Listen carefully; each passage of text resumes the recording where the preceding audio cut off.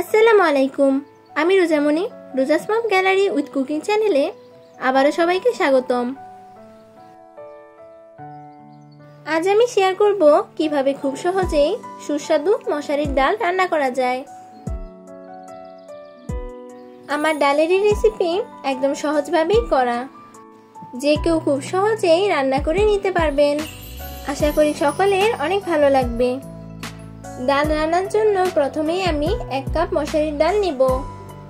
ডালগুলো পরিষ্কার করে পর্যাপ্ত পানি দিয়ে ভিজিয়ে নিব কিছুক্ষণ। এরপর 2 থেকে 3 বার ভেজানো ডালগুলো ভালোভাবে পরিষ্কার করে ধুয়ে পানি ঝরিয়ে নিব।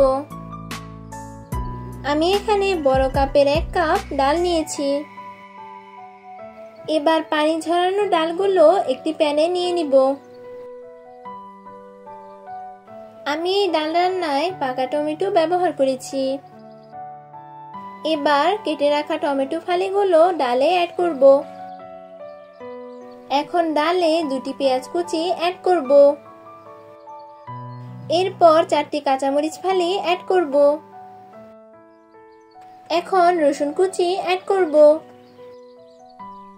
আমি এখানে বড় সাইজের একটি রসুন নিয়েছি। এবার হাফ চামচ হলুদ গুঁড়ো, 1 চামচ লবণ অ্যাড করব। এরপর হাফ চামচ আদা বাটা, হাফ চামচ রসুন বাটা অ্যাড করব।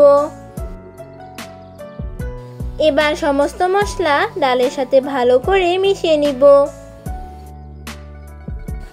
ডাল আমরা কম বেশি সবাই পছন্দ করি, কিন্তু গরমে ডাল খেতে বেশ ভালো লাগে। সব মশলা মেশানো হয়ে গেলে এবার পরিমাণ মতো পানি অ্যাড করব।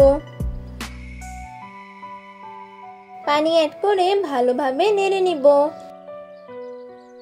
এবং ঢাকনা দিয়ে ঢেকে প্যান চুলায় বসিয়ে দিব ডালগুলো সিদ্ধ হওয়ার জন্য।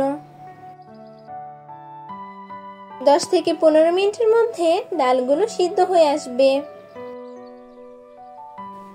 ডাল সিদ্ধ হওয়ার সাথে সাথে টমেটোগুলো সিদ্ধ হয়ে যাবে। এবার ডালগুলো ঘুটে নিব। একটি ঘুটনি দিয়ে ডাল এবং টমেটোগুলো ভালো করে ঘুটে মিশিয়ে নিব।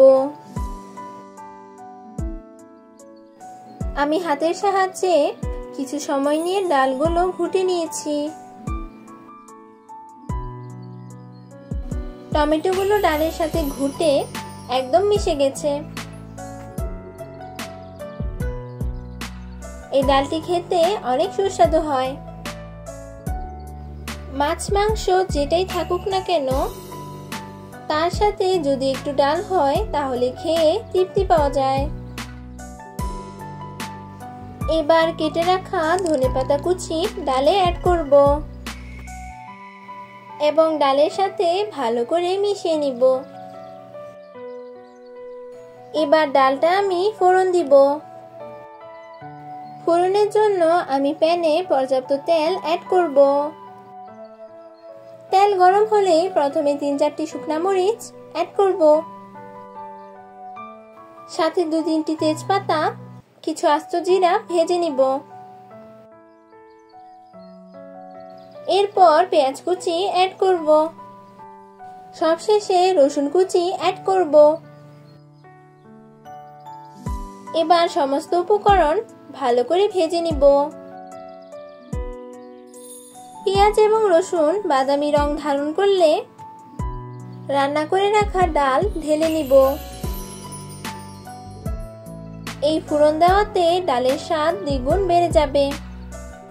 আপনারা সব সময় ডাল রান্না শেষে ফোড়ন দিবেন, এতে করে ডাল খেতে অনেক সুস্বাদু হয়। ডাল রান্না শেষ। এবার একটি বলে ঢেলে নিব পরিবেশনের জন্য। দেখুন ডাল রান্নাটা কতটা পারফেক্ট হয়েছে। আশা করি আমার এই ডালের রেসিপি সকলের ভালো লেগেছে। আমি ডাল একটু ঘন করে রান্না করে নিয়েছি, তবে আপনারা ইচ্ছা করলে পানি বাড়িয়ে দিয়েও পাতলা করে রান্না করে নিতে পারেন। স্বাদের কোনো ভিন্নতা আসবে না। এতক্ষণ ধরে আমার রেসিপি দেখার জন্য আবারও সকলকে ধন্যবাদ। সবাই সুস্থ থাকবেন, ভালো থাকবেন। পরবর্তীতে হাজির হব নতুন কোনো রেসিপি নিয়ে। আর আমার এই রেসিপিটি ভালো লাগলে সবাই বেশি বেশি লাইক, কমেন্ট ও শেয়ার করবেন। ধন্যবাদ সবাইকে। আল্লাহ হাফেজ।